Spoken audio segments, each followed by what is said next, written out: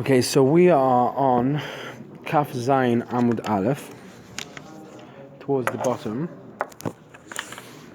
We're getting into tzedakah giving in a second. So we're 5 lines from the bottom of Kaf Zayin Amud Aleph. אמר רבי יוחנן משום רבי מאיר בני העיר שהלכו לעיר אחרת ופסקו עליהם צדקה נותנים כשהם באים מביאים אותה עמהם ומפסים בה עניי עירם. Rabbi Yochanan says the name of Rabbi Meir that when people from one city go to another city, a group of people, and they arrive at the new city, so they go from, let's say, Tiveria to Yerushalayim. A different example. They go from Tiveria to Haifa, some poor people, and in Haifa they give them staka. They say the gabei staka, the staka givers, or those who organize it at least, say, okay, we need to give them staka. You give it to them, even though they're from a different city. It's given to the Tiverianim, the Tiveria Jews. And when they leave Haifa, they take it with them. And they can use that money to fund the other poor people within their city. They take it back with them. It's also taught like that in the Braita.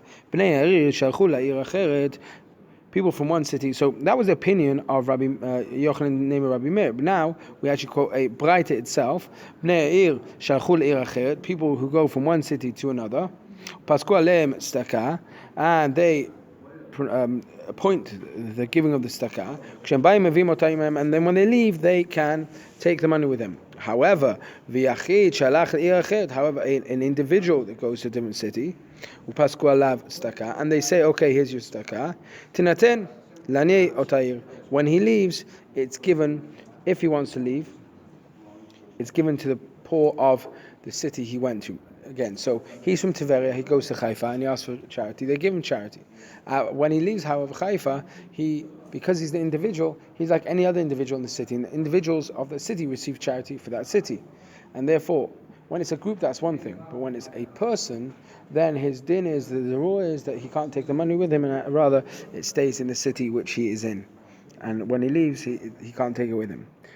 Rav Huna Gazat Tanita, Rav Huna decreed a fast in his city for some terrible thing that happened. Let's say, for example, not enough rain.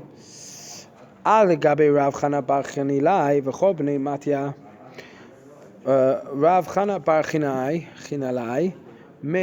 went to the city, to Rav Huna's city, and he went with all the people of his city as well. So, for example, Haifa, again, Rav Huna wasn't in Haifa, but let's pretend he was. Rav Huna in Haifa makes a gzera for a fast. And Rav Chana bar Chinalai and all the people of his city come from Tiveria to fast with them.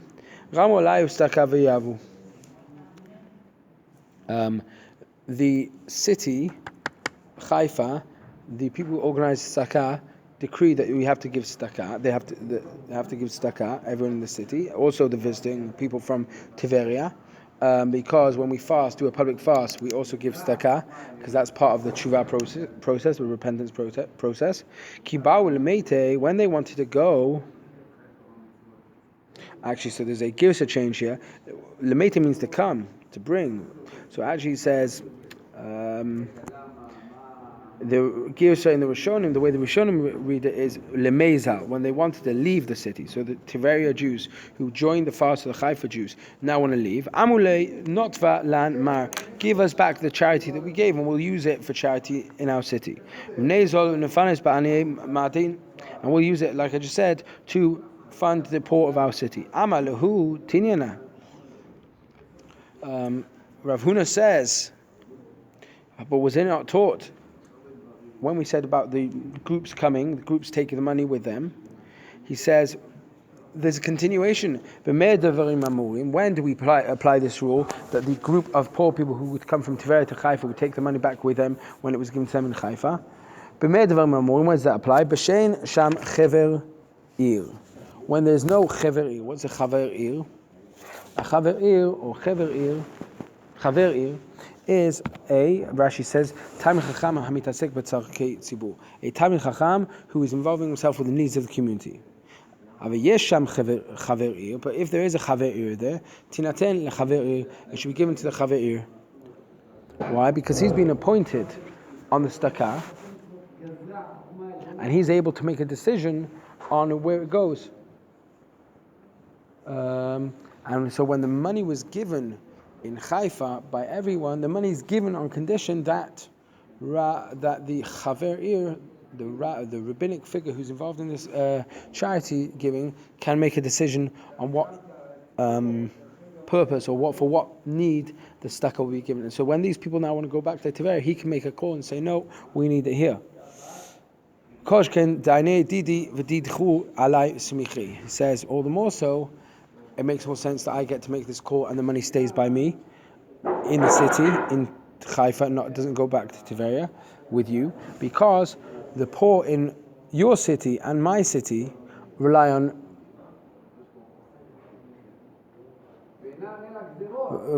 on my organization of the charity, and as such, for sure, when you gave charity, you were aware that you were willing, to allow me to make the decision, because I'm the one who funds your city and my city and even your city. Okay, new Mishnah, 3 lines down on Kaf Zayin Amud Bet. Sorry, when we said Chaver Ir the first time, we turned over to Kaf Zayin Amud Bet. Ein mochrin et shel rabim leyachid mipnei shomoridim oto mikdushato. Rabbi Meir says you don't sell a Beit Knesset of the many to a Beit Knesset to be owned by a few people, to one person. Why? Because you lower it from its holiness. So again, so you don't sell a Beit Knesset of the many to an individual because it lowers it from its kedusha. Some of the Farshim explain that now it used to be a 10-person minyan, or maybe a 30-person minyan. Now it's 1-person minyan, and now it may still be used as a Beit Knesset where a guy is davening there, but he doesn't have a minyan, so it's lower kedusha. Say Chachamim back to him. Well, if that's true and you rule by that, then Chachamim say you shouldn't even sell a Beit Knesset of a big city to people in a small city, because there's going to be less people davening there, praying there. Okay. All right. So, Yafir. The Gemara then says, Shapir Kamale Rabbanan Rabbi Meir. According to the Gemara, the rabbis have a good point. They have a good point against Rabbi Meir.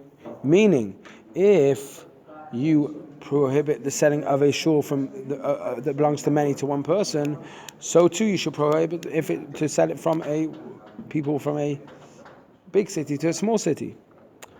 What would Rabbi Meir answer? Rabbi Meir me'ir gdola le'ir ktana mikar kedisha hashta nami kedisha. Sorry. So Rabbi Meir says no, because the kedusha still remains. When it was owned by a big city,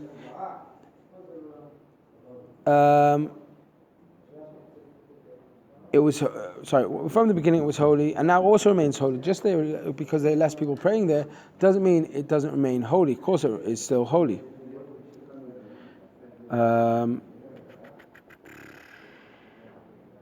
However, mirabim liyachid leika kedusha. But when you go from many to one person to owning the shul, there is now no longer any kedusha. Meaning, okay, so if you had a shul which had 1,000 people in, and you sell it to a city which is only got 100 people, well, there's still kedusha there.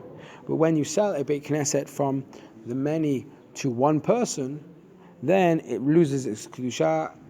Only one person is davening there, and therefore it is a problem.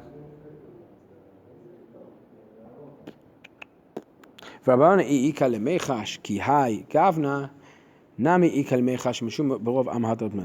Chachamim back to Rabbi Meir, well, if you're suspecting of the loan of kedusha from a minyan of 20 to one guy, then you should also be worried about even when you're selling. It would seem that Rabbi Meir doesn't actually think there's a problem of selling a Beit Knesset from. Not it seems he doesn't care about selling a shul of 1,000 people to a community of 100 people. And Chachamim keep saying, yeah, but if you do care about selling it from 20 to 1, then you should also care about this case of a big city to a small city, because of the concept of Barav Am Hadrat Melech, with a multitude of nation the grandeur of the king is increased. Meaning, there's a pasuk from, where's the pasuk? From Mishle, Borov Am Hadad Melech. So we know that God's name is made great through many people being there. That's one of the reasons why it's encouraged to daven in not breakaway minyan, but in a bigger minyan, because it's more grandeur to God by doing that. So according to that, Borov Am Hadad Melech, so you should also be careful about that. And Rabbi Meir, at least in the Gemara, doesn't have an answer. Okay. Next Mishnah. Ein mochen peit Knesset ela al tanai. Shim yirtzu yachzu l'divrei Rabbi Meir. Chachamim. So I'll translate for now. You don't sell a Beit Knesset, or you can only sell Beit Knesset if it's on condition that if they want the sellers to return it to them, their own ownership, they can. Divrei Rabbi Meir. Chachamim say no, you can sell it forever. Chutz me'arba dvarim. But there's a precondition, you can't use it for 4 things. Lemerchatz, for a bathhouse. Lebolski, to a place where they make the leather. Letfilah, to turn it into mikvah. Uleveit hamayim, and for a public bathroom. Rabbi Yehuda Omer, mochin notat l'shem chatzer. Rabbi Yehuda says you can sell it as a courtyard. Lokeach ma shirtzeh yaseh, and the buyer can use it for whatever he wants. And there's no precondition. Okay, so the Gemara now challenges. Now we have a prohibition in the Torah of ribit, of charging interest, and we sometimes don't always realize how serious it is or how encompassing it is, and there's a lot more applications of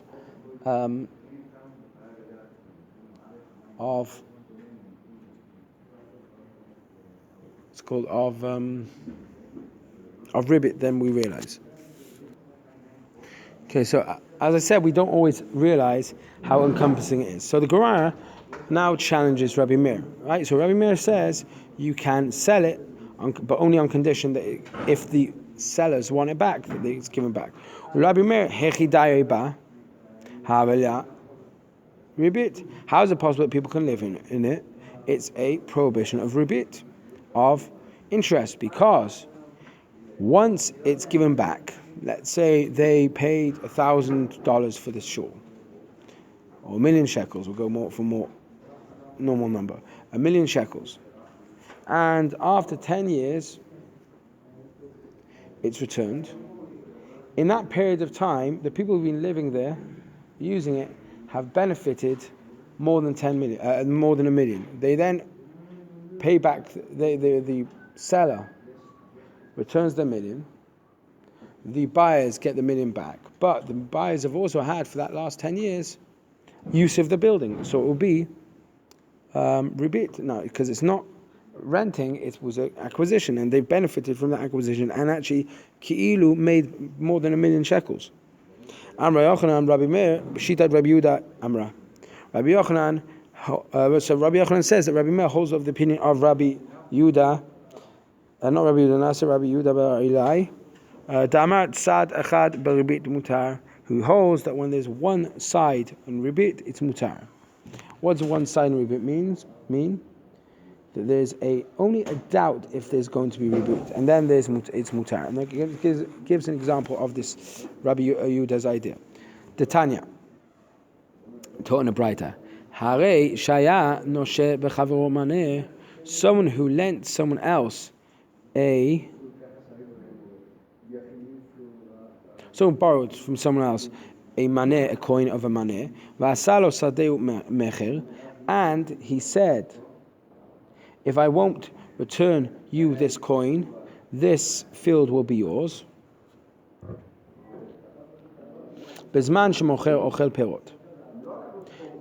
In the time that it's sold, meaning in the time that he hasn't yet returned the coin, and the field is still it's still, in the time he hasn't returned the coin, this field is considered in some way sold, or is at least it's security for this loan. In that time, if he eats the fruits, the borrower eats the fruits, and we're not worried about ribit in that case, So בזמן שמוכר אוכל פירות, מותר, he's allowed to do that. לוקח אוכל פירות אסור. However, the lender who eats the fruits is prohibited to eat the fruits. Why? That is considered ribit, according to his opinion, because when he receives the maneh in return, after the loan is over, he not only received this coin, he also received the ability to eat the fruits during that period of time. Now, that's the opinion of Tanakama. Rabbi Yehuda Omer, this is what we're trying to say. Rabbi Meir holds the opinion of Rabbi Yehuda. So does Rabbi Yehuda say. Rabbi Yehuda Omer, afilu lokech ochel perot mutar. Even the lender can eat the fruits, and he's not bothered by that. Why? Because it's only a safek if it happens. Because if the loveh can't return the coin, and because in the end, so the lender can eat the fruits, because at the end of the day, if the borrower gives back the maneh, doesn't give back the maneh, then the field's his, the lender's belongs to the lenders, and the fruits would be his anyway. So it's only a safek anyway if it would be ribit or not. And since it's only safek, he can eat it during the time of the loan. And now we have a case. There was a case where Rabbi Yehuda says, where Beitus ben Zonan shasa sadeu mecher api Rabbi Elazar ben Azariah. 1 second.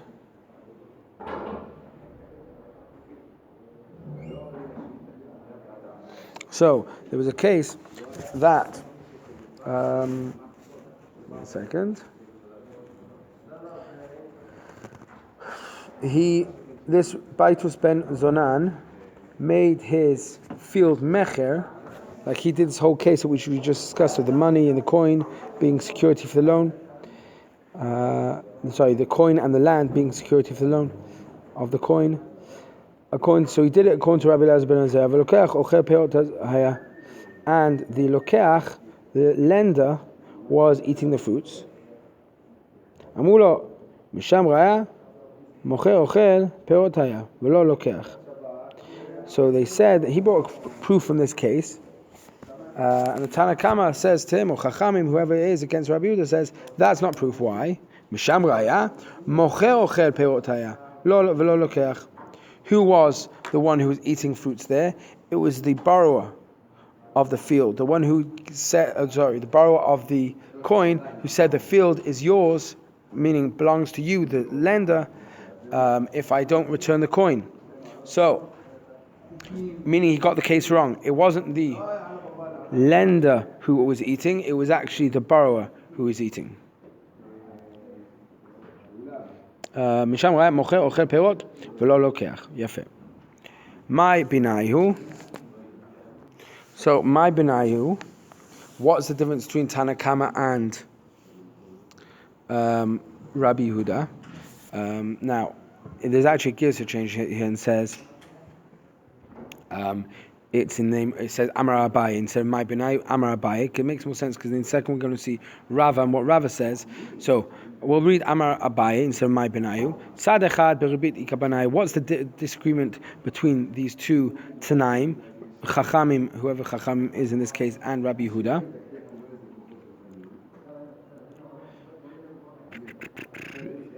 Sad echad beribit ikabanai says the Gemara. The difference is Sadacha beribit. There's a machlok on Sadacha beribit, meaning disagreement on what the case would be when there's doubt regarding ribit. If there's like a safek, if this ribit is going to happen. Ma'asavat Sadacha beribit mutar. Rabbi Yehuda ben Bar Ilai says when there's a Sadacha, when there's only one chance of a ribit, the safek, then it's mutar, because it hasn't happened yet, and there's a safek. Umar savar tzadacha beribit asur, and the other Tana says no, it is asur when it's a safek.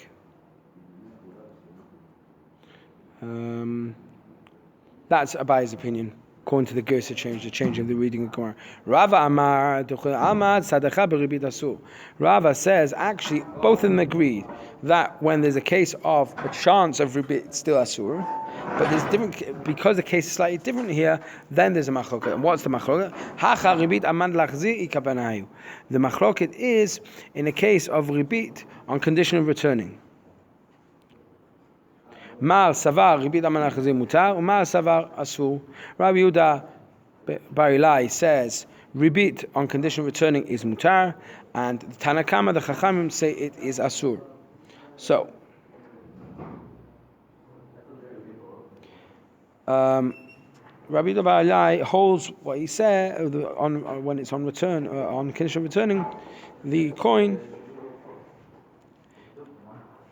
because even if you come to ribit, you're returning the coin anyway, and therefore it's not a problem. Whereas Chachamim say, since there was ribit at the point of eating the fruits, even though the coin is being returned and it's on condition of returning the money, it is still a prohibition of ribit, because at the time of the eating of the fruits there is ribit going on.